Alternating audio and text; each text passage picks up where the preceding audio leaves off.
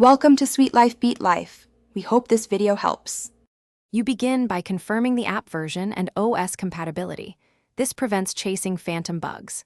Next, enable microphone and media volume and set levels to about 70–80% because muted channels are often the culprit. Once done, restart the app and the phone to clear temporary caches and reset audio routes. You should now have baseline conditions for testing audio. If sound still fails, proceed directly to reconfigure in-app audio and permissions without extra delays. Now, reconfigure audio paths inside the app. Choose output device and stereo or mono settings so you match how you want sound delivered. Make sure app permissions for microphone and storage are granted.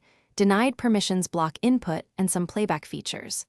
Then systematically switch between speaker, earpiece, and any paired Bluetooth device to isolate the failing route. While testing, play a known good audio file. This confirms whether the problem is app-specific or system-wide, which determines your next repair step. Finish by clearing the app cache. If that doesn't work, reinstall the app to restore default audio handlers.